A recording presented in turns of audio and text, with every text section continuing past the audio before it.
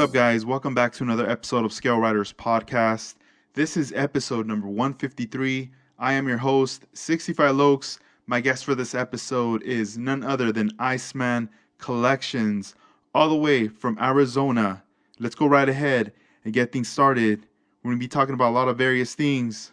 Joel is a skilled model builder, entrepreneur, and also a person on the forefront with the 3D printing game. So let's go right ahead and get into this. I hope you guys enjoy this episode. Hey Edgar, Yo, what's up, Iceman? How you doing? good man. How are you? Yeah, doing well. Welcome back to another episode of the Skill Riders Podcast. Man, it's Awesome. it's been a minute, bro. Thanks for having me. It has been about 2 years. I was taking a look when you invited me this time. I was like, how long has it been? It's Yeah, been about 2 years, bro. Thanks for having me back, man. I yeah. appreciate it. And I mean, a lot of things have changed too within the 2 year span. Yeah, And obviously, it feels like time's like running out, right? it feels like time's running out. It feels like time's moving very fast. They say time is just a concept. You don't even know if it's real, but it's so many things have changed in the last couple of years. You No, know? yeah, it's so true. And even just from seeing your Instagram, you know, it's like you're very busy, active on there. But then again, it's like you you got a lot of products you're creating and coming out with. But then on top of that, you still have hmm the time to build, dude. And that's where I trip out. And I'm like, man. And then I get inspired because I'm like, man, I need to get back into building too. I just those few minutes a day that I can just spend at the bench gluing something together. It's what keeps me sane because like the, I get overwhelmed sometimes with some of the stuff that I'm printing and everything, and so I need to sometimes take a step back. And I learned that's one of the things that I learned last year is that I was working way too fast to release things. Um, and so by the end of the year, I took a few weeks off in December. I even closed down the store and everything just to kind of decompress because focusing on getting so much stuff out very fast was really overwhelming for me. So that's one of the things that I've changed this year is just spend more time at the bench if I can. Learn to kind of separate the time and spread it out. I still spend time with my family. I still do a 9 to 5. I do 40 hours a week with my regular job. So I don't have time for anything else, Edgar. So it's all just perfectly fits in my day. Yeah, that's pretty dope though that you decompress and you realized about the timing of the releases, like not hmm pressuring yourself so much to be putting out a bunch of stuff. I know you want to, help as many people out there to produce things that they're looking for, but then Yep. again, it's like I feel like the way you're doing it, spreading it out and being able to promote it and then just having people just it's almost like that anticipation of waiting for it, and once hmm it's out it makes it so worth it. Yeah, and I when I started when I opened up the eBay store and I started offering all these 3D printed products, and still till now, there's a lot of people that will ask if I'll make custom stuff for them, but I don't. It's very rare that I'll take up on something custom just because I don't like making people wait for something and because I have to consistently be keeping up with the inventory in the store. I don't want to put anybody on the back burner and then me forget or it takes forever and it holds up their builds. So I've made it almost a rule just to not take any custom projects or somebody will see something I print and they're like, "Can you make it in this scale? Can you change this?" And I hate saying no, but I just don't have the time for it, man. Yeah, it almost seems kind of similar to even just like commission builds, huh? Like people asking, can you build this, can you build that? And it's almost Yeah, like you're just kind of like that could even take you down that route too, that at some point it's not even fun. and I mean, and commission work is really what it is. It feels like work. I mean, even though you're doing something that you like, it's still work. You still have to meet that specific customer's expectations. That's what they're paying you for, and so. And it's not so much that it takes time to be able to offer a product especially when somebody pays for something specific and it's commission work and it does start to feel that that it burns you out because I've done it before and once it starts feeling like work, um, I don't want to do it anymore, and I don't want this to turn out like that. Yeah, nah, I understand. And from when you started to like now, um, just seeing like the evolution and even just the things that you've learned, as far as like machines or just even the material, the raw materials that you use, when you look Hmm. back, do you always look like, man, I came a long way? I mean, I know you're still learning, but still, just like that process of going I from then to now. Yeah, and I do feel like I've come a long way, but there's no way that I would have been able to do, what I do now by myself. Almost everybody knows that I don't do my own designs. I'm more of a printer, so I've been extremely lucky. And every time that, I have conversations like these with other people, it's humbling that there's, a few designers out there that are working with me, that have worked with me in the past, to be able to, work on designs. Some of these are available out to the public, some are exclusive to our store. But from where I've been and what I was printing at the beginning to where I am now, I owe a lot of it to a lot of these great designers. I owe a lot of it to everybody in the community that's, putting these engines, these pieces on their bench. So the work that I'm doing, it would have not grown without all the support that I get. And I'm very appreciative of that. Yeah, and as far as like machines, do you still have a lot of your originals, or did you just kind of little by little been like upgrading and just, stepping away from the first machines you started off with? Yeah, I do have one original machine, and I started with one of the photons, the Cubic photons. That's the one that it's still around. It's kind of old, but I do have one of those, and I mainly use it to test out some of the small pieces. But over time, as new machines were introduced, bigger or better, or very cliche, but bigger, better, I was able to upgrade. So now with the newest printer that I have, my one of my biggest ones, that's where a lot of the bodies that I print come in.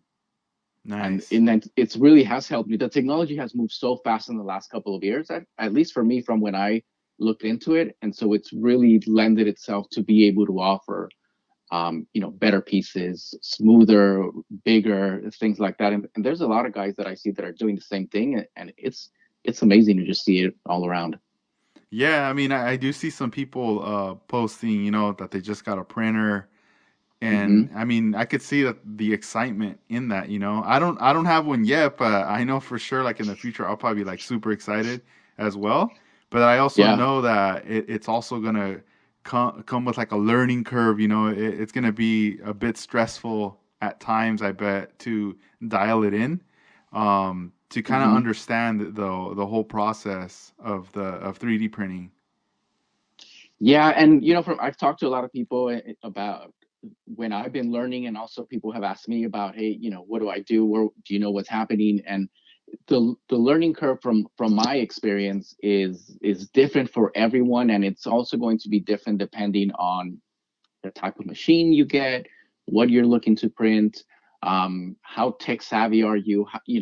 Can you manipulate some of the software that's available for you to modify things? Just little things like that is going to affect the learning curve. But I really think that just about anybody can do it, especially when they take the time to just invest in figuring it out just for themselves. If the intent is I'm going to print stuff for my builds, that's awesome. It can easily be achieved. And then from there, if they decide to try and turn it into a business, it can also be done. But the learning curve is going to be there. Um, at least it was for me. And every new machine that I've gotten, there's been a brand new learning curve that I've had to get through to get to, to where I'm comfortable. Yeah, do you feel like someone getting into it now, they're like steps behind, or they could kind of catch up within the year? Oh, no, I think they can catch up because technology is moving really fast, like I said, right? But right now, some of the more popular brands and models of printers are the ones that everybody's getting, and so that's right now the consistent level where everybody can be at in just a matter of weeks. Dang. Once the bigger printers are starting to come out, then there's a bigger challenge because there's additional factors you have to consider, right? But If you're just in it to print, like the Mono X is one of the most popular ones right now that I've seen. Um, I think the price is about $300-400 maybe. You can print bodies in that, but because of the size, there's certain limitations to it. But when you look at parts for your engines, parts to customize your builds, wheels, all that comes out beautiful. Even with some of the smaller printers, once you dial in your settings, like you said, every print after that works out very well. Dang. Yeah, that sounds cool. I'm all visualizing like the machine working, printing all the Yeah, stuff out. I've had conversations with a lot of designers, and we're like, this Christmas it was like everybody's getting printers. That's awesome because you get to see how the builds evolved. There's a lot of people that have gone into it, um, and you see how their builds change from what they used to be before they got a printer to True. what it is now.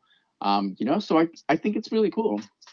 Yeah, what like now that you said that, like one of the builds that stood out to me was a model builder out here from Southern California. I had him on the podcast Dutch, Dog Three Models, Yeah.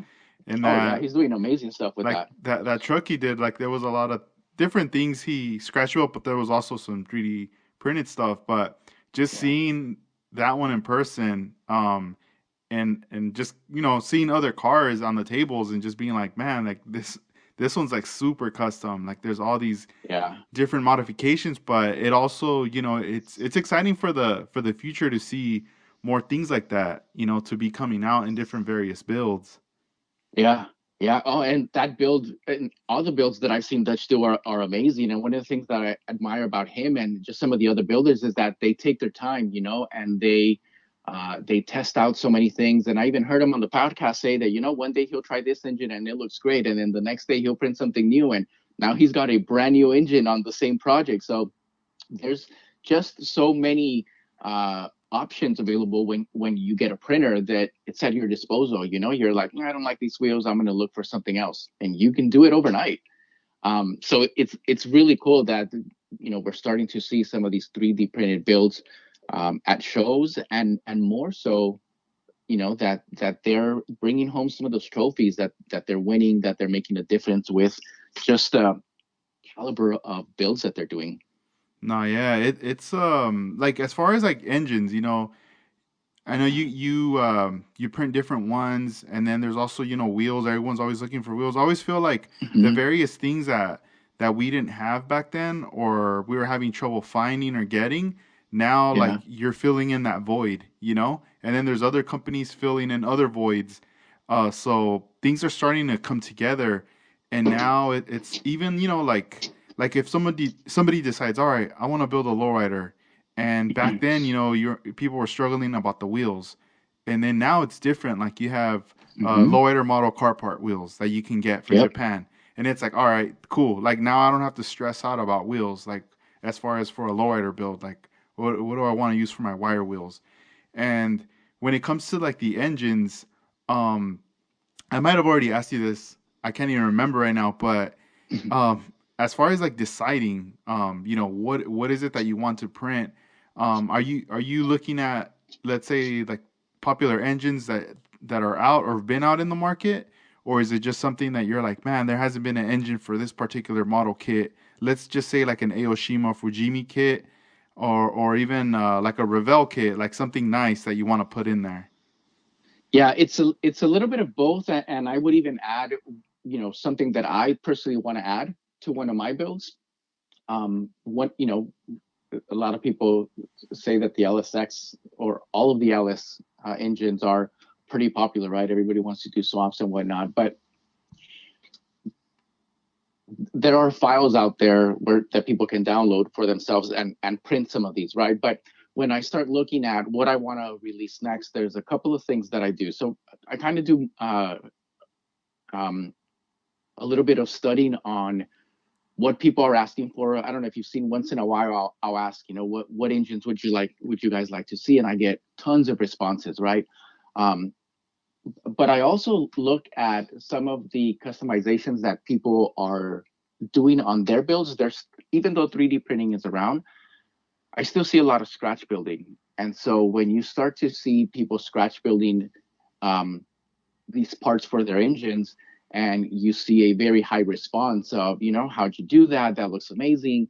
Then those are kind of the targets that I set on what type of engine, I think I should release next. Mm. And then the other thing is, like the 632 that came out this year, right? I had a couple of engines that Matty, and huge thanks to him for working on getting this one out. But I had the base of what the engine was going to look like. I had the block and a couple of components, and I asked him, and he was already thinking about doing the same thing. So it was easy to kind of convince him to work on that one. He did the 632. We were able to release that as a 3D print before it even came around in real, in the 1-1 world, Yeah. which was super cool because we were like, okay, we can go based on the pictures that are out there right now, but we'll have to revisit it when it actually launches Yeah. to make any changes. And so we did that. And so, the 632 version that I have is slightly different from the one that he released on his cults page for other people to download. So, that's kind of how it works with the engines. If we see something that that is interesting, I'll talk to some of the designers, and some of them will be like, yeah, that's cool, or let's do this instead. One that I get asked about a whole lot that I'm working to put out there are some of those Nelson racing engines that they have, like the alien looking intake. I don't know Mhm. if you've seen it. It's a glossy black intake that kind of curves all the way down. Very popular. There's a couple of people that offer the files already, but I've been asked for that one forever, and I'm hoping that I can release it this year. So it's in the works.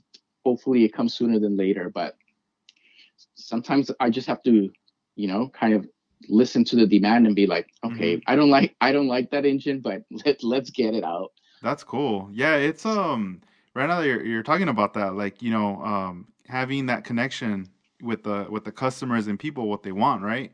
One thing that like one of my distributors, I'll give you this as an example, and who knows, maybe you could kind of do this in the future with that. Just to Hmm. throw it out there, they sent out like a list, right, of all the kits, and they send this out to everybody who's part of the distribution, right? And everybody has to fill out the form, like saying like, all right, let's say out of like 20 kits, um, which ones do you want and how many do you want? So, you fill it Hmm. out, you want quantity 10 or 5 or whatever. And then there's some that you're like, I don't even want that. So you just leave it for 0. So they ask you deadline, submit the forms by this date. They get the forms and then they start to tell you productions, it won't start until like January, like first quarter of the year, January through Yeah. March. So then once they receive all this information now from all of us, they start to determine what is actually going to go into production, because the kits aren't even Hmm. they're not even built yet, like they haven't even created them yet. They have the molds Hmm. and everything, but they just haven't set them up yet. So then from right there, whatever numbers are low or at 0, like those didn't make the production cut. So they won't even bother in even making those because they Yeah. figure, well, if the shops don't want them, their customers Yeah. probably don't even want them. And then whatever has a high demand, let's say it's like the those top 10 or whatever, then they're gonna definitely create those, and they're gonna try to dial it in at that number, maybe not exact, but somewhere Hmm.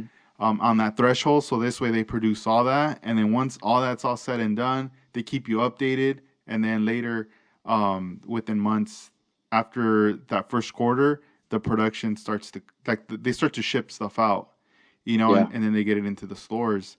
But I asked some people about that, and they were saying that they've been doing this for a while. That there was some times they weren't doing it before, but now they're just trying to really manage everything, the resources and everything, so this way they don't just print a bunch of stuff that's just gonna sit on the shelves for a long time. Yeah. Because nobody really desires like those Oh, I've had that happen. characters or or cars or whatever. Yeah. It's interesting. That is, I didn't even know that they did that. I mean, who else knows their audience better than like you guys, right? Because you know what people are buying, you know what's popular. So that's pretty interesting that they do that. Yeah, it's like I've been learning things as I've been going too. I learned a lot like the first year of going into like business moving forward with the Scale Rider store. And I don't know, I was telling one of my friends, I was telling him, man, I'm tripping out that, like that first year, I was selling a lot of tools and stuff, and now little by Hmm. little it's kind of shifting. Like it's going into more kits and materials, and also like detail parts Yeah. and paint. Like, and sometimes it's exciting when I get an order, and like I'm gonna put it together to ship out, and it's a little bit of everything, or like one thing or a couple That's things cool. of everything. And it just, in my mind, I'm just thinking like, man, I wonder if the customer was like searching through the site, adding things like, oh, I'm gonna build that car and I'm gonna use this paint and this Hmm. material here and everything, or detail parts all together. So it's kind of cool, like seeing that. But it also helped me like to realize, you know what? I don't think I'm gonna carry this product anymore, or I need to tone it down with this one because, Yeah. it's not as popular as it was at some point.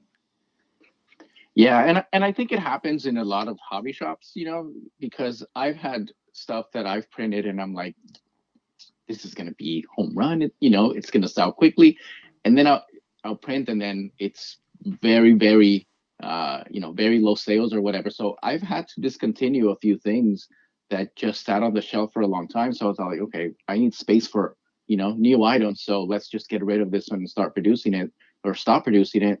So I've done that a few times. So I can imagine that you go through the same thing with some of the stuff that you keep in your inventory. No, yeah, dude, it was a funny story. There's this one tool I wanted to get, right? And it's from Japan, and I couldn't get it. I just couldn't. I was like, dang, only the all the Gundam builders out in Japan and Asia have them, but no one has them here. Hmm. And in my mind, like I'm thinking, man, if I get this tool out here, like, I'm thinking like you, like home run, with all the Yeah. hardcore Gundam builders that are like, like super, like just hardcore about like doing all the panel lines and everything and building and Hmm. competing. I'm thinking like, oh, these are gonna be the dudes that are gonna cop this because they know what's up, and they use some of these tools too, But this is the one tool that it's not here in the U.S. And I just remember, dude, it was so funny that I was emailing, and then finally they put me in contact with like a US distributor for that tool. Hmm. And that dude called me instead of like emailing back. He just called me, and he wanted to, like, he wanted to chat. So I was Yeah. talking to him for like an hour, and and it was just funny. Like, I'm trying to explain to him like the whole model world because he didn't really even understand. He's like, "What?" Like, I was like tripping out. I was telling him, dude, you're selling this stuff and you don't even really know about the model world. What the heck? So then we were talking for a long time, and then the dude's like, oh, don't trip. Like, I'll send you, what you want. You could get it for me. So I ended up getting it, and I'm over here thinking like, oh, dude, this is gonna be like a fast seller or whatever. Nah, bro, that thing sat No, there for a oh man. long time, and I mean, I got rid of it like later, but it was just funny that it took so long. And even when I was like advertising it towards Gundam builders, it was like crickets, bro, like nothing, like, Oh yeah. yeah. And I Oh was tripping man. on that. I was going like, damn, that's kind of funny. Like, it was like whatever, but I learned right there. And I was like, man, if anything, maybe what if it was just me hyping myself up on that? Yeah, I've done that. I've been like, oh man, like this is an amazing piece. I'm gonna put it out. I'm gonna build it, and then nothing. Crickets, like you said. It's funny. It happens, man. Yeah, so it's a trip, and every time when I'm like looking into like restocking or buying something, I'm always kind of very careful. Like, I'll add it to cart in quantity, and then I'll sleep on it. I'll be like, all right, I'll see how I feel tomorrow. Maybe I Yeah. might need to adjust the numbers on there, or just take it off the purchase basket. Yeah. Oh yeah. That's how I've been before. I bought files, and I'll be like, okay, like, do I need to start mass producing this now? And sometimes I wake up and I'm like, no, I'll print one for myself and put it away, but no one's gonna be as excited as me. And that's even part of the reason that I've done some of these pieces as limited runs, because I know that they're not going to be, crazy sellers, but like I want to build one for me. So I'll print a few, and then I do limited ones. And once they're out, they're out, So Yeah, no, that's pretty cool. That makes a lot of sense. Right there. One question I have for you is like when let's say you decide, all right, I'm gonna print this engine, and you have everything set. When you hit print, do you just let that one print and you come back to it and you have to remove it from the tray, or is it just constantly like printing over and over? How's that work? Yeah, so with the printer, so you set it up on your computer, right? Depending on the size of your printer, you set up, let's say, 3 engines fit on the plate. So you put that on a USB, you put it on a printer, and then you hit print, and then it'll tell you it's gonna take, 3.5 hours or whatever. During that time, it's just printing. It doesn't need anything from you. When it finishes, then you got to come and take it off the plate. You got to wash it. You got to cure it. Depending on the resin that you're using. Everybody kind of has a different process, but you got to do that cleanup after. And then once it's cured, then it's good to go. Like, whether you want to build it or whatever. But it takes, uh like, if I were to download a brand new engine right now and set it up, it would take me approximately 7 to 8 hours. If I only did that, 7 to 8 hours before I had a piece that I could build. Dang. And do you do printing like have you ever done this like you leave something printing overnight and you go to sleep and you wake up and you're like, "Oh, there it is." Or you can't. You kind of have to be on standby. You don't have to be on standby. I'm a little paranoid about it a little bit, just because the printers are on the opposite end of where my bedroom is. Um, but there are times when I've had to do it when I feel like I'm falling behind. That's when I do it. So I won't do it with like engines and some of the smaller stuff, but like with some of the kits, um, sometimes when I feel like I'm falling behind and I'm not shipping them out fast enough, then I will leave one, overnight. And because the kits are going to take a lot longer, I need that workhorse to keep going even when I'm not there. And as far as like that resin, that do you run through it pretty fast or is it something that lasts like a pretty good amount of time? That's a good question, and guys that want to get into printing ask me that often, and I always tell them that it's going to depend on how often they want to print. Like for me, since I work on keeping my inventory stocked, or I restock every Saturday, right? So my machines are running from as soon as I clock into my regular day job, which is about 7. My machines are already running at that time. Depending on how much inventory I need to restock, sometimes I'll run them until 8 or 9, and if once I'm caught up, then like 5 o'clock, everything is off. So it depends. And so with that comes on how much resin you're using, right? Since I'm printing every day, 6 to 8 hours, I go through a lot of resin. But for somebody that's going to buy a printer and just use it for their personal use, a bottle of resin, uh, uh, it'll last you quite a long time, right? Once you get past the learning curve, because during the learning curve, you're getting a lot of failed prints, you're still learning, you're still tossing a lot of stuff out. But once you get the hang of it, your settings are dialed in, then the resin bottle should last you, quite a while if you're printing for yourself. Yeah. Nice. And do you think like for like a beginner that just buys a printer and buys files, Um, do you think their expectations are kind of high to get it done in that first print or those first 5 prints that it's going to be like all good to go? Uh some I think so. And I think it may be more for some of the guys and girls that don't, they want to get a printer based on what they've seen everybody do. Hmm. But I think that if they don't take the time to do a little bit of research on what the printing process is outside of the model car community, the I think the learning curve is a little bit more challenging because, um, I've heard some folks say, well, you download the file, you set it up, and you print it. It There's a step in between that where you have to set up those supports, that support tree, and so sometimes it fails if it's not done correctly. That's where that learning curve comes in, because you learn how to set all that up. So from the first print to the 10th print, you probably get faster at setting things up. Nice. And there's one dude that you had posted earlier this year that caught my eye, and I'm still thinking about it. all the time. It's the 2021 BMW M4. Mm-hmm. And Oh yeah. Walker Designs did he had sent it out to him to get it painted and built up for the cover Mm-hmm. art. And man, like you know what's crazy is the first time I saw that car, like just like advertised like on TV or just even on the road, I've seen some. I when I saw the front grille, like I wasn't really a fan of it. I was just like, man, that looks different, you know? But then Mm-hmm. the more I was looking at the car, the more I started to like it, dude. And then I was like, I saw one on the freeway and I was like, and I saw it from behind, like pulling up, and I'm like, damn, that car looks so mean, Mm-hmm. you know? And then when I saw you like posting that you have that one out or, you know, gonna be coming out with that, I was like, dude, that looks like such a dope car. And it's like, it's one of those things like knowing that it's something new and no one has built it yet. You know, like it's not out there. Yeah. So it's like when it gets built and you bring it out, let's say to a show, it's definitely gonna stand out because it's a new car.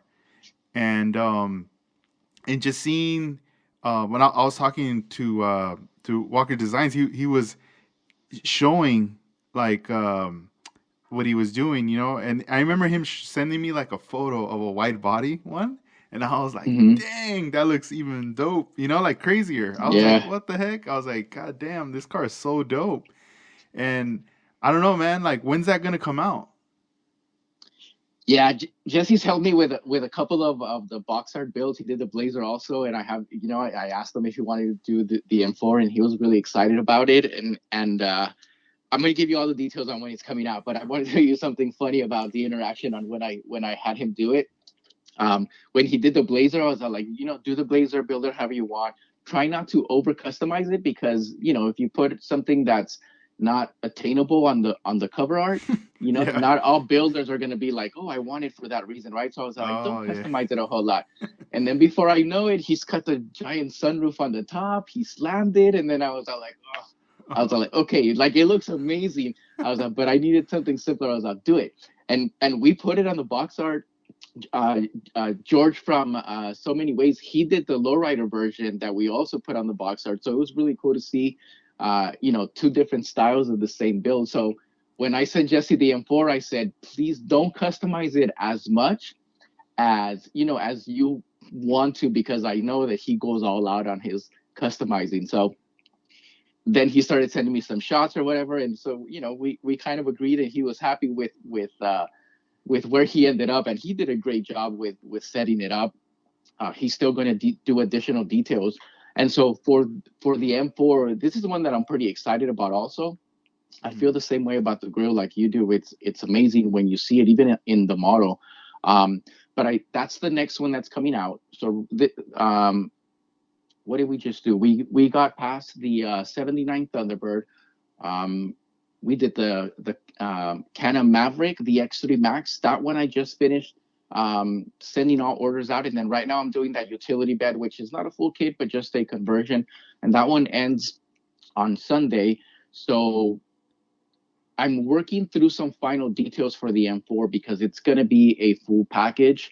It's not going to be just the kit, but it is going to include decals. So it'll have Yee. water slide decals, Yeah. everything that a kit comes with, all the emblems for the seats, for the wheels, for the navigation screen, and for the gauges. All that's going to be included. As soon as I have them, I'm going to post them so everybody can see them. I'm going to tag the person that I'm working with to help me out with that. And then the other thing that I'm also going to be releasing with it is going to be factory paint for the BMW M4, two different colors that are factory colors from the competition model.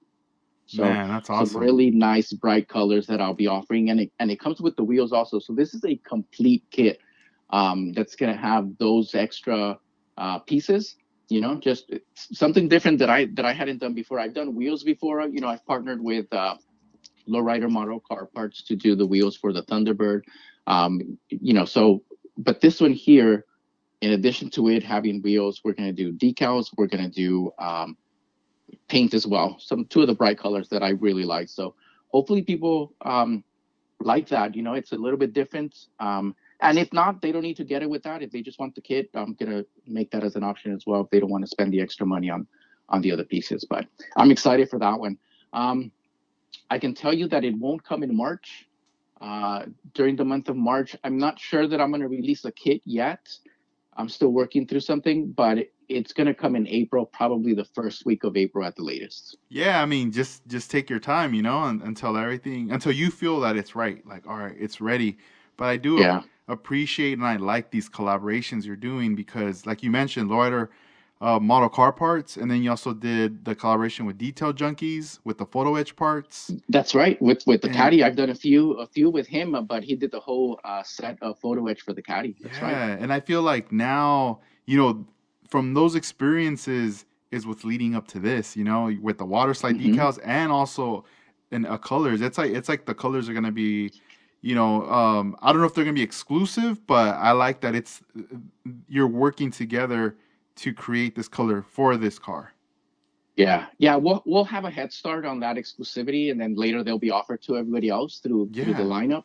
that's dope. And so once I have all the details and I can share everything, I'll post about it. But it's been really great to collaborate with not just the builders that are helping me do the box art, but with some of these add-ons, the wheels, the photo etch set, and now even paint and decals. It's really cool. And one of the things that happens to me a whole lot, like the BMW, I was gonna release it in March, like I was ready for it, Hmm. and then I started thinking about it, and I was like, it's missing something. Um, and I started looking at a BMW. I In my stash, I have an old BMW kit that I just came across while looking for something else, and I was all like, I need decals. That's what it needs. Because even when Jesse got it and he sent it to me, I was all like, it's missing the decals. It's missing the emblems. And so I looked into it, found somebody that could help me out. And so that kind of hit the brake on the whole release date. Yeah. And so now what I'm doing is I'm planning a little bit farther ahead on what I'm going to release and when I'm going to release it, because it takes time to get some of these guys that are helping me out with the box art, and I don't like rushing them, right? So we want it to look good. I want them to build something that they want to keep on their shelf also. So I'm trying to be a better planner this year on what's going to be released and when, so that what we put out is something that people are really happy with. Yeah, I mean, I feel it. If anything, you might, I'm pretty sure you'll get some inspiration on releases from other companies. Like, let's say, like, I remember Revell back then, seeing. I don't see it as much, maybe because I'm not searching for it, but I remember they Mm-hmm. would put out like it almost looked like an ad or like a little newsletter kind of thing, and it would have like the year, and then it would have the Mm-hmm. quarter, and it would show Oh yeah, like the I remember first, those. I don't know, like it would be what, like a lineup of four cars or whatever, and then the next, and then the next, kind of just giving you a heads up and creating that excitement of what's to come for this year. Mm-hmm. And I don't know, man. I feel like as you grow and everything, comes together, I'm pretty sure in the future you'll probably be doing something like that where, after you speak with your customers and the community, you know, and you find out, like, let's say like you do the polls or whatever, like voting, Yeah, cars desired for like 2023, production and things like that, engines and all these various things. I'm pretty sure you'll be able to spread it out where maybe you'll do like a couple cars every quarter. Um, mm-hmm. and I'm pretty sure, dude, you're gonna be doing a lot of more things like that, like adding the water slides and other things. Watch, because I feel like the more everything is evolving and you're doing this because as much as you're doing this process as like a manufacturer to create it, but you're also putting out, to me, it's like art. It's almost like music. Like you're creating an Mm-hmm. album. You're making sure that everything's in there, the packaging. So this way, Yeah. it's definitely an experience for a customer when they buy it and they open it up and they see everything that it comes in, that gets them excited. And it's definitely worth it, dude. I mean, take your time, but I definitely am gonna put me down. I'm gonna buy one of those M4s for sure, dude. They're really nice. Yeah, I appreciate it, and thanks for the words of encouragement. And when I first opened the news store that I have, I'm doing a monthly newsletter, right? So people will know what's coming out that month, or what my plans are. I try to be as transparent as possible, but I don't I I don't share anything that is too far out for one big reason, because I have a hard time committing to something very far out. And the reason that that happens is because I'll test print something, and I'll give you an example. I did I think it was a 2003. I did the GMC pickup, right? Three versions. It was a standard with the short cab. It was the extended cab, and then it was a dually. And people were really excited about it, and I was excited about it too. And I was ready to send it out for paint and the box art. And then the Maverick came out, and I was like, "This, I gotta do this one first." And then the Thunderbird, and I was like, "I gotta do this one first." And now the M4, I'm like, "I have to do this one first." So when some of these designers put out something that I'm like, I want to do it, sometimes I shuffle around the list that I have of what I'm going to release. So it's very hard for me to commit to something if I'm not, if something else better comes along. I have to change right away. And the other example that I'll give you is I was planning on releasing a wide body charger. Again, I did a Hellcat. It was one of the first releases I did last year, and so I have been working on a wide body charger for releasing in the next couple of months. And then Round Two just announced their 2021 charger, and so now there's no need for me to make it, because plastic kits are going to be way more popular than 3D model kits still right now. So I was like, all right, this one is just not going to happen. I'm now looking forward to that plastic kit that they put out. Yeah. Have But you things change in the drop of a dime, so it's hard to plan something so far out and to say this is exactly how it's going to go. yeah, yeah, it's like you have to be, just kind of out there looking, right? Like investigating, and then because imagine you're like in the middle of it or you're getting ready to drop and then the announcement comes, you're like, "Dang." But then again, Yeah, I don't know. I guess you kind of can do even a more limited run for people that want to get it. What one question that I also had for you was wide body, like fenders, things like that for like Supras and hmm GTRs, or have you ever gotten requests for wide body parts or just certain like parts for kits that are already out? yeah. I have. Wide bodies are very popular add-ons with a lot of the JDM builds, especially. I think, um, and I've seen a lot of the guys, do them. Some of them print them and they sell them that way. Some of them print them and then cast them and sell them that way. So they're out there. Um, I've I haven't released any. I've printed a few for myself. Um, the very first one that I'm releasing is actually this week, and they're just fenders really, but it's for the '67 Camaro. That's what it was designed for.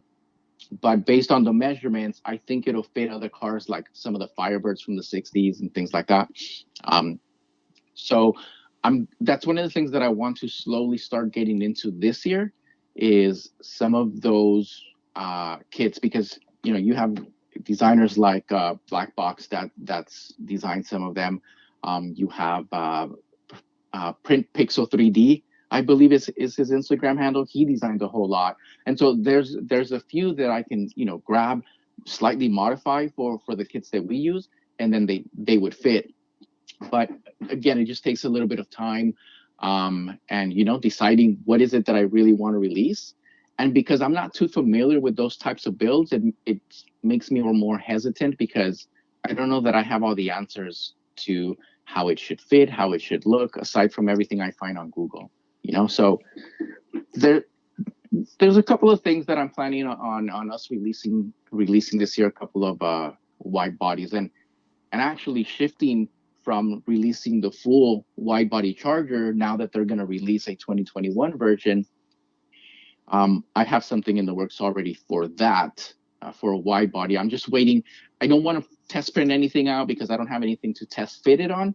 And also, when they announced this particular kit, they announced three different versions. So I got to wait. That I don't want to become their competition. And again, I think plastic parts are still superior to 3D right now. So Yeah. gotta wait. But something's coming though. Yeah, and as far as going back to the launch, like you have your new web store. Tell us about Yeah. the website and also like the process when there's a new release that's gonna come out, how you go about like pre-ordering and then just the final stages of getting everything like shipped out. Yeah. So the new store is still on icemancollections.com. It should still point to that. In case it doesn't, and it sends folks to my eBay store, you can go to icemancollections.myshopify.com, and that'll send you to the new store. And so one of the biggest differences from eBay to the new store is the shipping rates are a lot better on the new store, right? So just a little hint for everybody to that is looking to browse or buy anything, you'll get better shipping rates on that store. But when I announce new items, and this is mainly for the kids because new items like engines or add-ons or anything like that, I only announce it through social media because sometimes I don't know when it's gonna be released. So announce it on social media, and then Saturday it'll go out like the '67 Camaro wide body kit. But with the kids, what I do, I'm sending out my newsletter the first of every month. And let's say in April, when I release the M4, that newsletter will include the exact dates that that kit will be available for order, right? And so that I don't get overwhelmed, and so that I can move from one kit to the next in a reasonable amount of time. I allow ordering for 10 days only. And usually it's from Friday to the following Sunday, right? So people have 10 days to order it. I usually have kits on hand ready to ship for the first few orders. But for everybody that comes in on the back end, then it could take me a couple of weeks depending on how many orders we get. But once those 10 days are over and people put in their orders, that's it. I don't come back to that kit again. I don't make anymore. I start working on the next release for the following month. So I can, I like to keep moving forward.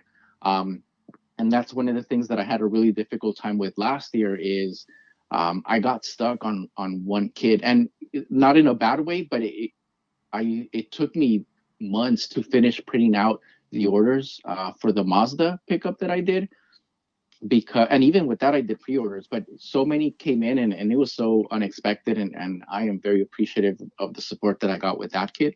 But in order for me to look at what else we can release later, I have to kind of make these limited runs, right? So how many of you want to order it during these 10 days? We'll get it out as soon as it's ready. And then we start printing whatever the next release is going to be ahead of time, just so we can be ahead of the curve. Because, I said earlier, I try not to make people wait for what they buy from me. And that's one of the um, big benefits that I think that we offer in our store is that if you order an engine, it's ready. It's ready. It's ready to be shipped. You never have to wait for me to print it. You never have to wait for me to, let me find some time. It's in my hand and it's ready to ship. And I want to do something very similar to that with the kids, or at least decrease the amount of time that people are waiting for it. And it's worked out really well this year. So hopefully I can keep that momentum going with the next few releases that we have. Yeah, that's good though. I like how you have like the 10 day like to order, because then I'm pretty sure you probably get this like once the 10 days are up, it's like, hey, it's almost like it's knocking on your door, like, let me in. Can I Yeah. can I get one in? But then again, it's like you said, it's limited. Like that's it. I'm not printing anymore, which gives it more Hmm. exclusivity, and at the same time, it gives the kit value, because let's just say somebody purchases it from you, and let's say a year goes by and they didn't build it, but then they're like, man, I want to sell it, you know Yeah. I'm pretty sure they're gonna probably be able to sell it for more, because it's that's it. There's no more out there, Yeah. and they're numbered. It's like super limited. So, and it's cool because then it brings a lot more awareness to your kids. Like, hey, like if you don't get them now, you're gonna end up getting them for more at a secondary market. Yeah, I've seen a few pop up on eBay, and I don't mind. People can, once they buy them, they can do whatever they want with them. And I've seen a few of the releases from last year pop up on eBay, and they do go for a little bit more. They at least break even for sure, right? And Hmm. what they paid.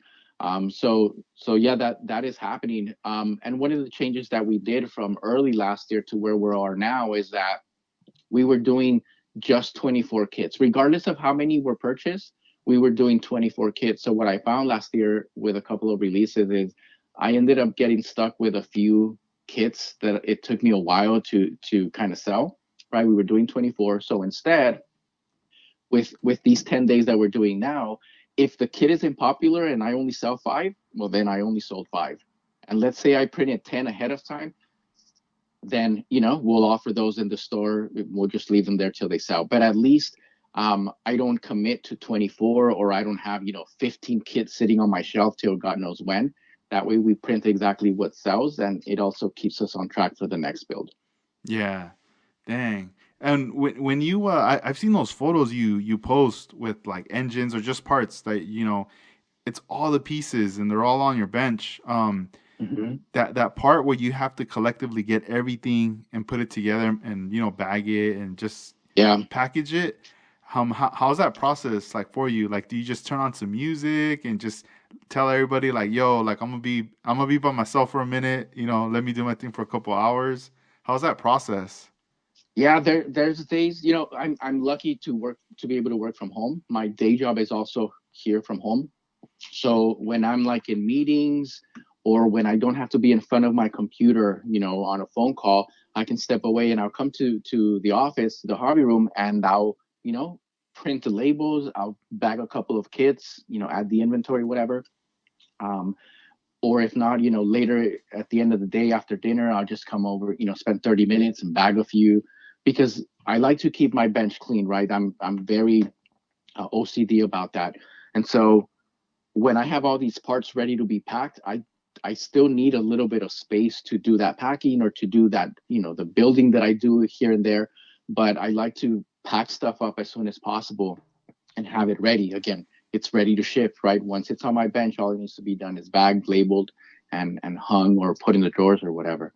So I it there's not really a set time that I do that. It's whenever I have the time, but I don't like to feel like I get backed up with everything just sitting there. Yeah. Do you anticipate maybe like in a couple or a few years that you'll be like, you know what, this is gonna be my full time job? Oh man, we've talked about this before, you and I, man. I'm like pushing you to I do know. that. Yeah, I know. I'm like, it's I've been working. I'm working from home too, and I'm not like physically there in the store like every day like I Mhm. used to be. And I mean, it's already been like a couple years, and I already got used to like working from home. And it's crazy, like the days that I do go to work like in person there, just helping customer and being back and forth, like I get tired. I'm like, dang, and I used to do this all the time. Yeah, And like now I'm just sitting down like answering calls and stuff. I mean, it's totally different, but then um I don't know, a part of me is like, all right, well, I'm at home, but I almost feel like I'm not doing enough. hmm, And but then I'm like, man, I need to, like, I mean, I'm doing my part on my business, to promote it and whatnot, and get everything out. But I like it so much that I'm like, man, like I want, like I do want to at some point step away from my day job, and yeah, make this like my like set job. I mean, that's what I visualize. That's what's on my mind. Like every time when I'm like, putting stuff together or anything, I'm just like man, like it's almost, right now at this moment, like we're just planting the seeds right now. hmm, And yeah. and we'll see, man. I mean, who knows? Like in the future, we'll probably be doing a podcast in 3 years, and we'll just be like, all right, this is it. And you'll have a spot. Yeah, Like you probably won't even be having the operation at home. You'll probably be like in a I'm a shop now. yeah, like a warehouse or a shop somewhere with the space, and just have people manning the machines, like making sure everything's going good and checking the parts and everything. It's crazy, but Yeah, I do think about it often, and that there's it's been about 2.5 years that I started printing, right? And when I saw it start to take off, I was like, all right, let's build a 5 year plan around this. And I don't know that I'll be able to achieve it, right? But I was like, in 5 years, I'll have my store, I'll have a shop where we're selling just 3D printed parts. That was my plan. I don't know that that's where I'll be, I'm like halfway there. I don't know that I'll be there in 2.5 years. I would like to, but the thing is that I'm closer to that goal than I was before I even set the plan in motion, right? So I've gained a lot of ground, and we've done some upgrades here in the hobby shop to make sure that uh, the room is well ventilated for the printers, that there's space for everything, things like that. So I've talked with the family about it, but it's still a long-term plan. So I mean, how cool would it be, that your day job would be something that you really like doing, right? Like one of your passions. Like that'd be really cool. Definitely, dude. That's like that's what I think about all the time, you know? It's Yeah. I mean, I like spending time with my daughter, and I think that's part of it too because I'm with her all the time, and Hmm. I'm just telling myself, man, I'm so lucky that I'm seeing her grow up like every day and Yeah. like all the time, like I'm always with her, that I almost feel like if the moment she starts to go to like daycare or school, I'll start to like miss her more than probably she's gonna miss me, you know? Oh yeah. And Yeah. and I'm just like telling myself like, man, I need to definitely work really hard to push this business to the next level so this way I can maintain, um, be able to basically like live off of something that I like to Yeah. do. Because I mean, like the reason we were is like there's bills and all that stuff, but it's also to be fine, to be comfortable, with what we Hmm. need with security and whatnot. But yeah, man, it would. I always dream about that. Like how dope would it be? Like I'm already thinking like, man, you have your spot one day. I'll like make a trip, visit you over there, make like a video vlog, and then Yeah, and then that'd I'll be be like, awesome. yo, next time you're in California, come, you gotta visit over here too, and I don't know, I just feel like having like, let's say if that was full time, you would have so much freedom to be able to create content, to be able to work on models, to be able to work on the projects that you're creating, on hand. Yeah. Like you would have all this time. At some point you would definitely have to have like a team, to maybe like a couple people or a few people to help out with the content and everything, so this way everything like runs smooth. But it would be so fun though that you would be like tripping out, being like, man, I can't believe like what I'm doing right now, you know? Yeah. Yeah, I completely agree with you. I think the time that I spent, like, I now I complain about my day job all the time. I'm like, I gotta take these calls. I could be over there printing, cleaning prints, whatever.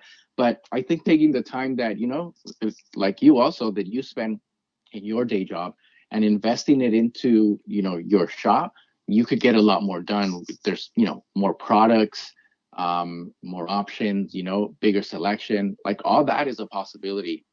Like I've run it through my head so many times, Edgar.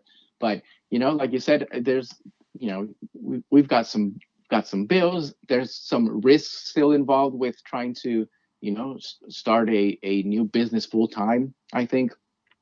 So some of that still holds me back. I think there's just a couple of uh, pieces at home that I need to move and adjust before I can say, all right, I'm gonna quit my day job, and we're gonna duplicate that salary through the hobby shop. And so that, I think there's still some pieces that need to be shifted for that to happen, for me to be confident that that's the right move. No, But yeah, yeah. I want to. It's so true. Like I remember one of my friends back when we were into just creating music, and we were like playing gigs and whatnot. And I remember him, at the time he was like, he had a college degree, he had a good job, like he was making good money, but he was in love with music, like producing Hmm. it, performing, and everything. And in his mind, he was like, this is what I want to do. I don't want to be working for the city or whatever. Like, Yeah. because he Yeah. had a city job. He's like, nah, like I want to. This is what I want to do. This is what makes me happy and whatnot. And it was almost to the point where he was already like, man, like I already want to quit. Like he already wanted to quit his job and start this. But I would always tell him, dude, like the music is like super uncertain. You don't even know when you're gonna get paid unless you get a gig, or what's gonna go down. Yeah. So I probably wouldn't recommend it. And this is like back then. And then he talked to this one guy who was like someone who had been in the music game for a longer time, and now he was like an engineer, and he pretty much had a set job, and now he was Hmm. making his own money through his company. And he told them, he's like, look, I wouldn't quit right off the bat. Like you have to get everything going with the music thing, and then once you're grounded and it's like for sure set that you got something going and you're gonna be, bringing in some income, then you know, and once you're busy, then do the switch. But Yeah. but if it's very inconsistent, like you don't know when or what's going on, nah, dude, don't. Because then you're gonna regret it. Like the minute you step away from that job, it's gonna be hard to get it, get back in there pretty much. And Yeah, and then you start hating it because like it's not giving you what you it's not like blossoming the way that you want it to, and you start to, I think, lose interest. So I mhm. think that's good advice. No, yeah, and I mean now I remember I remember like one time, I had like a few orders that I packaged together, and I went and I dropped them off at the post office, and I think it was like a week went by and I had no orders come in at all, you know? And I started thinking in my mind, like, damn, what if those ones that I shipped were the last ones? What if nothing ever comes in again? I started to think that for a moment, and I was just going like, dang, like that does sound kind of scary and crazy, but I can't be thinking that way, I just gotta focus on like, wait a minute, like this is fun. Like, why am I even tripping on like selling like that? Like worrying like, fuck, Yeah. when's the next sale gonna come? No, no, no, no, no. Let me. I think that's at those points where I was like, you know what? I know I do know what I need to do. I need to get back on the bench. I need to start working on these projects, clearing my mind. And then when something comes in, cool, like handle it, Hmm. take care of it, get everything going, and then just keep going like that. Like finding that balance, but also like a mental balance where you're not worrying about a sell, Yeah. you know? And Yeah, those dry spells are they like they knock you down. How you're like, wow, this is all we sold this week. Damn, that's harsh. yeah, no, yeah, I remember I remember just like saving the money, right? Like from sales, like, all right, cool, cool, I'm saving it because I'm looking into buying more products and more paint or whatever, And then I remember I Yeah. remember just being like, all right, I'm going all in, all my chips. Boom, there you go. And then I remember, I got a bunch of product in and just being like, dang, like this stuff's just gonna sit here for a minute, and just being like, man, I basically just threw in all my chips, all my resources are all right Yeah, there. yeah. I have no more money to spend on Yeah, anything yeah. Oh to man, invest. and then you go, man, more stuff's dropping. What the hell? No, yeah, Like new stuff comes out. you're like, oh my god. So I was like, stuff like that would happen. And I'm like, all right, I can't let that happen no more. Like I gotta be super chill about that stuff right Yeah. there. But it happens though. But it's true, like you said, like something doesn't come around and it keeps you wondering, like, man, did I buy the right thing? Like, am I getting Yeah. the right product? Like I still get excited when orders come in. Like it doesn't matter what gets ordered, but the notification comes on my phone or whatever, and like I have to look at it because I get excited with every sale. The support that I have has been tremendous. And when I release a new product, and there's been times where I release a new product on Saturday, and then nobody buys it that day, and mm, nobody buys it on Sunday, and then not until like Tuesday or Wednesday, and then it starts to pick up. Then I get really excited when new stuff. When we release new stuff, and people start to buy it. It's really cool to see that happen. yeah, no, it does. But that does happen though. Sometimes you come out with something or something drops and like it takes a while for like people to realize, oh man, it's like it's out, Hmm. And I remember like having that even happen with us in the flower shop business. Like we would have like let's say like Valentine's, right? A big holiday. And like that first week of February starts. And I'm already like I'm ready, like mentally, like, all right, I'm ready to answer Yeah. all these calls. I'm ready to help everybody that's gonna come in, even if there's like 3, 4 people, I'm gonna do this quick, it's not gonna phase me, whatever. And then I'm just like, Monday, I'm like, Nothing. dang, no one's here. The phone ain't even ringing. And then I'm thinking, you start to make excuses like, oh, it's probably because probably December, they probably spent a lot of Yeah. money, you know, and then it's getting closer and closer and going like, dang, Like, let me check the phones. Hey, I'm gonna call the shop from my cell phone. Yeah. We gotta Maybe check there's if the something phones are wrong. ringing, all right? And then you're like, all right, they're ringing, dang. And then you're like, hey, is the Wi-Fi connection everything cool? Like, hey, check the website, make sure it's like everything's good, you know? Just that paranoia, you know, being like, man. Yeah.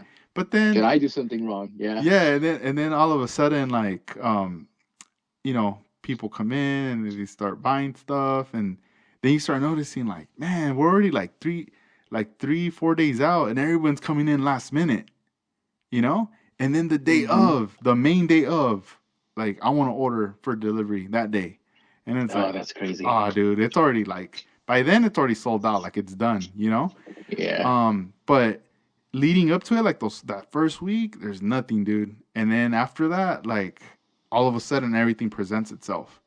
And you're like, whoa, like this initial week leading up to it, like the last 4 days, it's like it gets intense, you know? But it's because some people are like, oh, like I forgot, or oh, I didn't even Yeah. know. And it goes to show, like, that's like a crazy major holiday and people still forget, you know?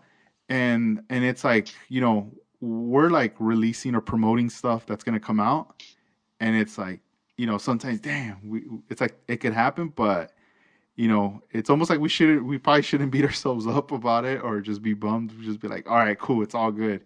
So, Yeah.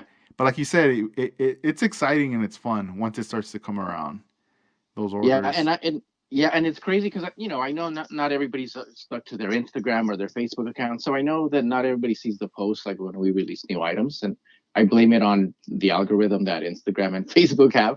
But I release products, and sometimes they sell and sometimes they don't. But I do like test prints, right? So most of the time, people know what's coming, what I'm testing, and then I do teasers throughout the week right before it gets released.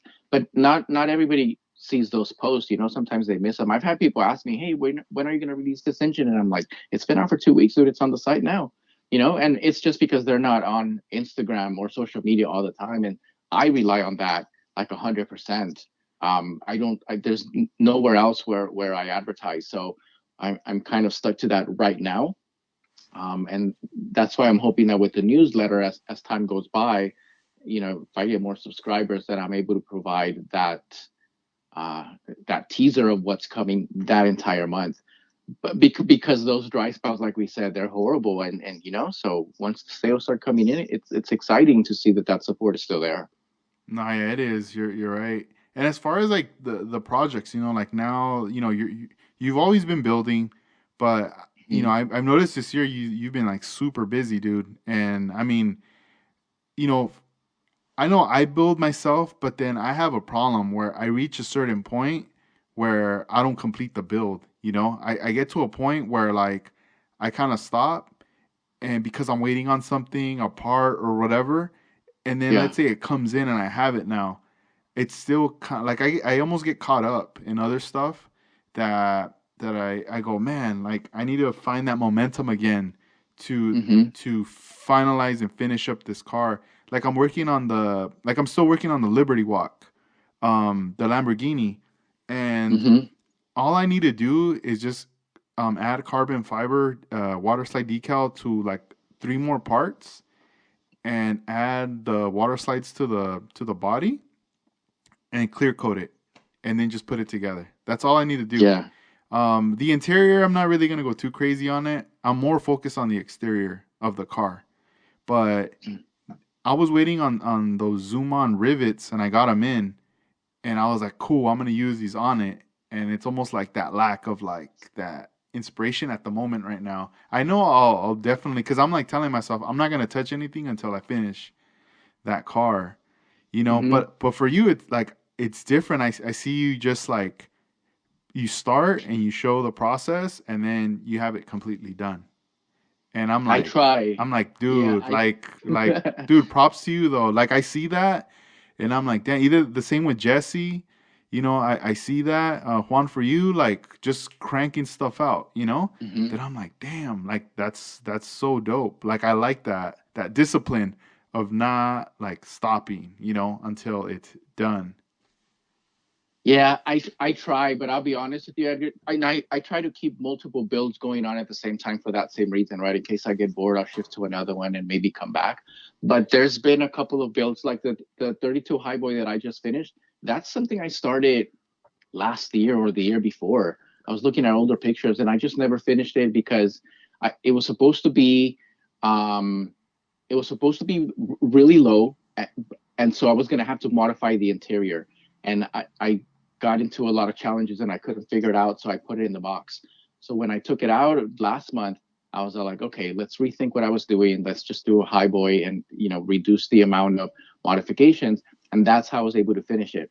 But it still took me a while. The other one that I took out at the beginning of the year was a resin body that's it's a 51 Chevy body with the fenders of a 50 Buick, right? It has that. I posted pictures of it with some big teeth grill in the front, and I was really excited. And then I just couldn't decide whether I wanted to do like a rat rod build with just this huge motor coming out of the hood, or if I wanted something shiny, And people send me pictures all the time, and then I was just like, okay, I can't decide. So it's back in the box. Like it's not even on my bench anymore because I do get stuck sometimes, and it's happened to me that I'll be like, fuck it, I'm just gonna do it like this, and then because it's not 100% how I wanted to do it, I lose motivation. So by the time I get to the end of the build, like I don't even want to see it anymore. Like it's just not what I wanted. So it happens to me, but I try to stay on builds and finish them. Like if I'm really into it, um, I can do it. Like the Toyota mini truck that I did. Ooh, that one was really good. Everything went together so well. I was really excited with what I was doing. I tried to take my time, and that one I did do from start to finish. But sometimes I think we just stuff happens, whether it be in the hobby or in life, and you just kind of lose motivation. And sometimes it's not on purpose, but it happens, like, and maybe to everyone. Yeah, in that pickup, the Toyota pickup, I was gonna ask you, the side, is that the mirror finish that you use on the side for like the It chrome? Yeah, it is, man. It looks great on it, man. It looks crazy. Like, I like it. Like the way it pops, even with the wheels and everything. Like it just shines really nice. Yeah, it looks really good. And I at first I had just BMF out, and I was like, I'm gonna put it on there. And then I did the first side, and I was like, that looks horrible.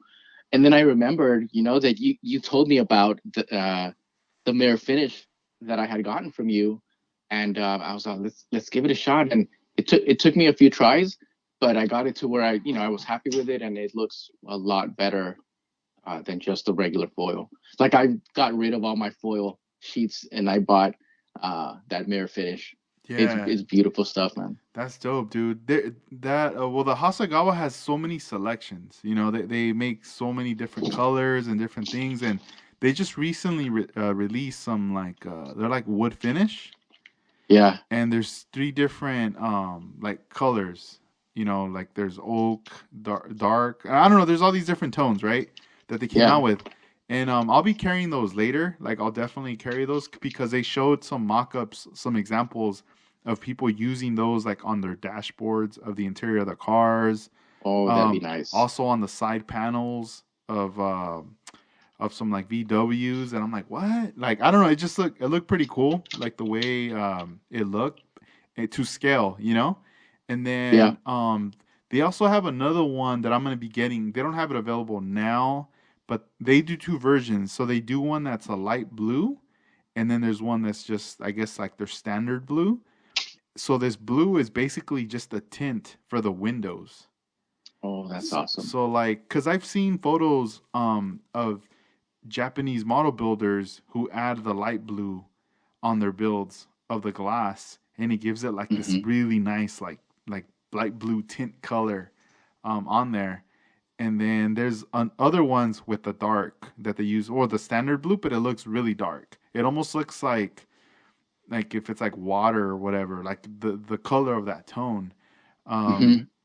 but I've seen some examples of that like on headlights and even on the mirrors, but it looks darker, but that light colored one looks really nice. I'll send you some photos later so you can check them out. Yeah, Um, send them to me. And it's funny because when you told me about the mirror finish, I was like, yeah, let me get it. And then I got it. And I used it first on a 55 Chevy build that I did last year. And I was like, this is awesome. And so I ended up looking at all the options they have. And you weren't carrying it at the time. So I ended up getting gold and some carbon fiber options that they have. I still haven't tried them, but I liked it so much, just the way that it lays down, that I was like, I'm going to try some of these. yeah, no, yeah, dude, there's just so much that I was like, man, like this is a whole another thing going down a rabbit hole. I don't know if I'm gonna be able to carry the whole line, you know? I know it's crazy. And Mm-hmm. and that mirror finish, like I had never seen it before. And I know that, some of you guys that do a lot of show cars have used it for a while, but like even in the community, I barely this year started to see other people on Facebook groups kind of say, hey, we got this and this is different. So like it's been brand new to me. Um, Yeah. and one of the things that I found that was really cool, and I still want to try it. You know how uh, back in the days you would tint the windows, and then it was like a mirror finish from the outside. Mm-hmm. With this same mirror finish, because you know how it's stretchy, if you stretch it out, Yeah. it gets transparent, but you still Oh, have that semi mirror look on one side. So I want to try doing some windows with that look. yeah, yeah. Dang, that'd be pretty cool to see. Yeah, that's one of the things I like about it, that it's like stretchy also. Um, because to me that product was introduced to me from Armando Flores. He Hmm. he introduced that to me. I remember when I was using my 67 Impala. Hmm. Um, when I was working on that build, I was gonna use bare metal foil on that, and he was telling me like, all right, well, you got chrome plated parts already, you have the paint job done and all this and that, but like you can't be using bare metal foil if you're gonna be doing like a show car. And I was like, all right, like, well, what should I use then? And then he had like a small sheet at the time, like really tiny, and he's like, you could use this, and that's what it was. It was a product of that, but it was already like maybe half of how it is packaged. Yeah. So then, and he was like, it's gonna last you though. Trust me, it's gonna go a long way. So then, I started to just process it the same way as bare metal foil, cutting it with the ruler and the knife and everything. But Hmm. also, it took some attempts until I could kind of size it to like the trim of the windows, and then once I saw it laid out, I was like, oh my God, like this is it, I'm not gonna It's a use game changer. yeah, I'm not gonna use anything else but this for that. So then I used it on the 67, and then later I used it on other builds that I was doing, and I was just saving that piece, and I still have it. I Hmm. was like, I'm just saving this piece for whenever I'm gonna do a particular car that I really want it to be like a show car or whatever. I was just like, this is what I'm gonna use. But to me, that's how it was introduced to me. I didn't see anybody else using that. And then I remember, I believe Jeffries was another person that was using it who referenced it as well. But I remember, Hmm. but I remember one time when we were in Japan, we went to a store and they sold it. It was like a different brand. And dude, it was like basically like a big sheet, like the size of like a paper. Yeah. But it looked huge, and they just slid it in a bag, and they just stapled whatever brand like on the bag, you know. Oh, that's funny. And I was Yeah. like, damn, this thing's all huge. And I remember buying the sheet, like I bought it, and this is like like before, right? Like not like right now. Like now I have the access to buy the Hasegawa ones, but before I didn't. So I was like, oh, I'm gonna buy the sheet. It's gonna last me for like 10 years or something. And then Yeah. I just had it, like I kept it for a while, and then at some point I just told him, "Here, I'll give it to you. You can have it. You could use it because you're constantly building, and I don't think I'm gonna be using it anytime soon." And eventually, as time passed, just talking with people, I remember some people asking me like, "Yo, how'd you get it to be that chrome, or what is that?" And it was almost like one of those things like, now it started to stand out more. People were asking the questions, so it was just like, oh, it's Hasegawa. It's a a mirror finish. But now the problem lies is that it's hard to get Yeah. because I was telling people about it and then they looked it up and they're like, dude, that stuff's expensive or I can't find it. Or I found it on Amazon for $60, $80, or eBay, but it's not even in the States. I have to get it from Japan. And and I remember George too talking with him and I was like, yo, have you ever used this product? And he's like, oh yeah, yeah, yeah. Like I've used it before, so he knew about it too.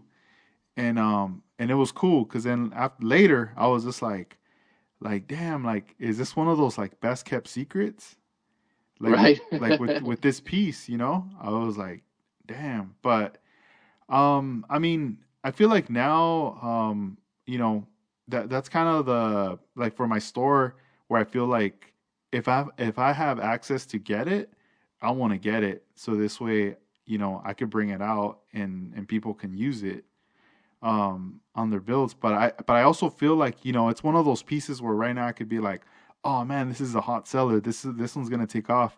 But not everyone has caught on to it yet. Like Yeah. it's still kind of like a low key kind of component to the model building scene. But I have had people that have bought the bare metal foil and then later they go, you know what? I'm gonna try out that mirror finish now. Hmm. So I don't know. I mean, who knows? But you see, that's the cool thing. Like if you think about it, like in the future, you know, the models are gonna be enhanced with the 3D building, model printing for the building, and then there's gonna be more photo etch stuff coming out, and then hopefully all these little accessories, are gonna be popping up more and more. That the builds are gonna be on a whole another level within a year Yeah. or two. And it's crazy because I've heard some folks say, oh, the hobby's dying, but I don't think it is. Like I think it's growing.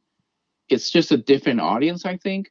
But like you said, there's all these different products, different add-ons that just keep popping up that I don't really think it's dying. You know, but Yeah, I don't I think don't it's know. dying. I feel like you said, it's a different crowd who's thinking that way. Like, oh, it's done, because I feel like the community we're part of, that everyone we're all like, connected with on Instagram, especially, it's moving forward like rapidly, Yeah. and even that, like, even though we're into model building, it still branches out into other things, other scales that we get inspiration from that. And I feel like everybody is like holding the torch. Everyone's like raising up their flag and proud, and Mm-hmm. moving forward and doing stuff that we get more and more people, coming back or just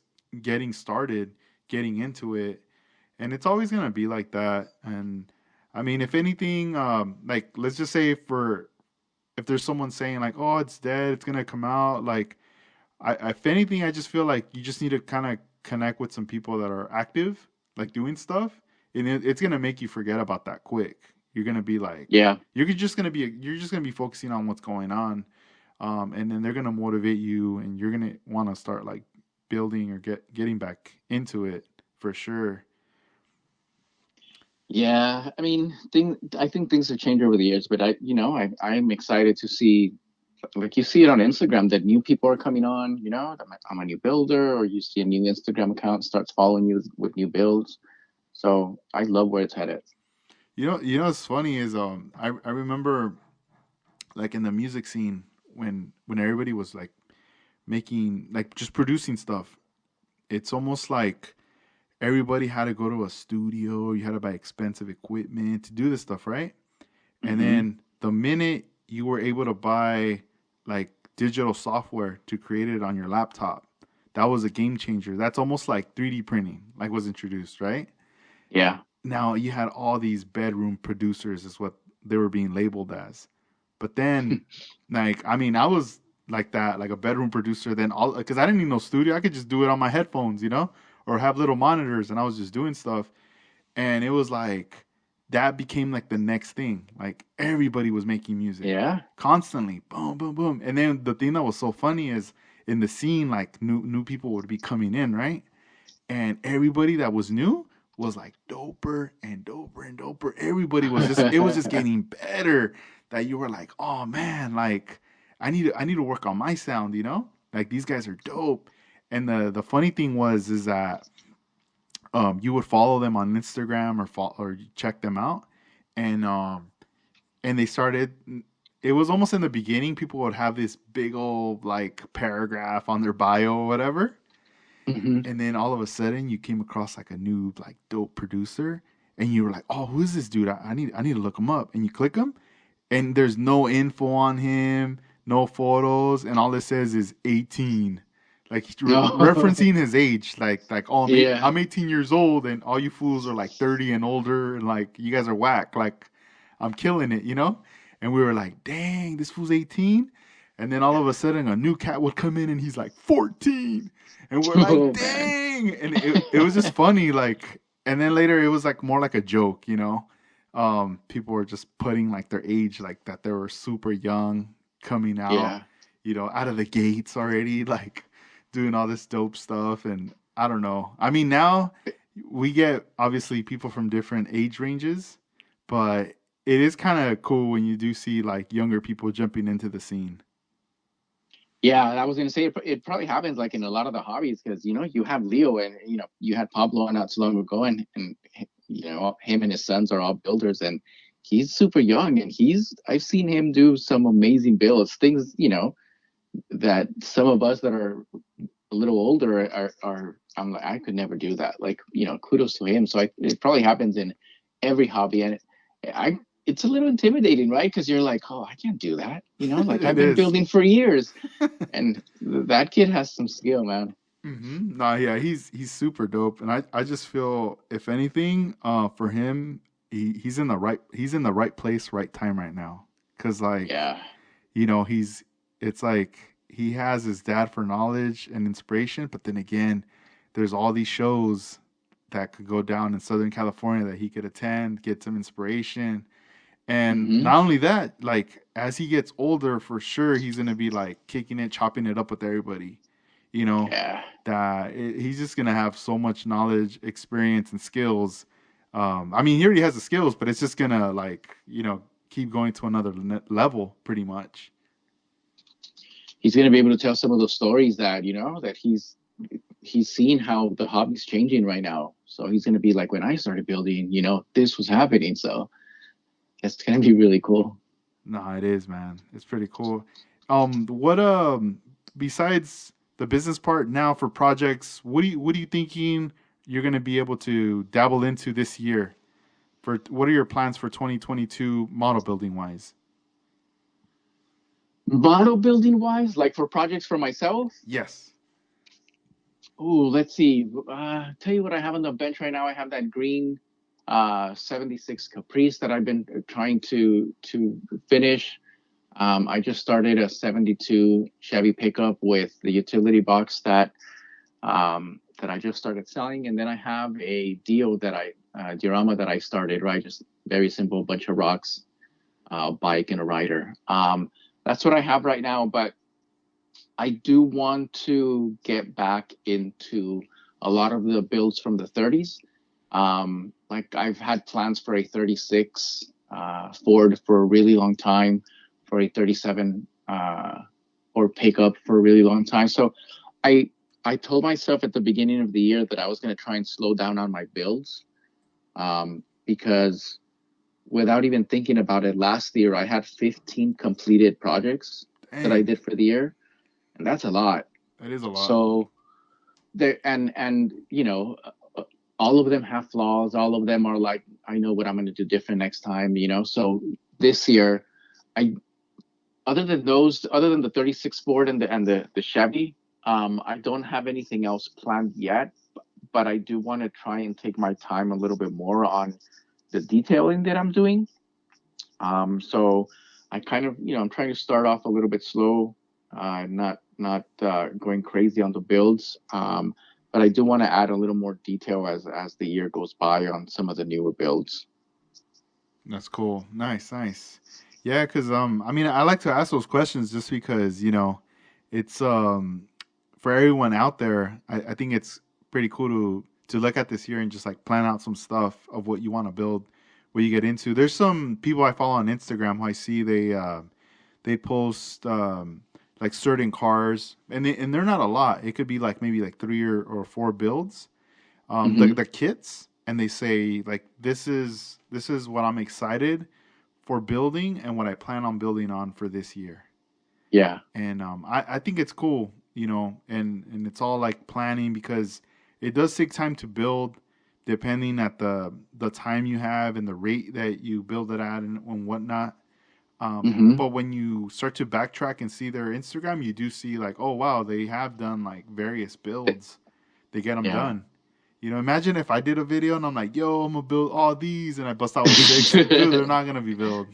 That's what I was saying about commitment. Imagine I'm gonna be no. I have a hard time finishing a build sometimes, and I do want to build. I do want to build the Liberty Walk Lambo though that I bought from you. So that one's on my list too. But Do it. again, that was gonna be my first build of the year, right? And then Uh, something else came up, and then I was like, okay, I'm gonna wait on that. And that's why I try not to plan so much stuff ahead of time because if I see an idea, like I could not even tell you how many started projects I have in my stash. There's too many because sometimes I see an idea that I just have to chase like the minute that I see it.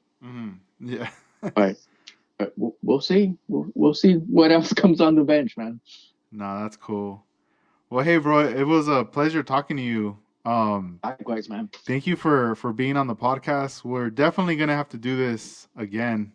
Yeah. A follow up, and hey, we as much as we have our dreams, we gotta reach them. We, yeah. We Yeah. gotta We'll get there. definitely awesome. Well, thank you. If you guys want to check out Joel's stuff on Instagram, make sure you check him out at Iceman Collections. He's on Instagram, and then also the website icemancollections.com.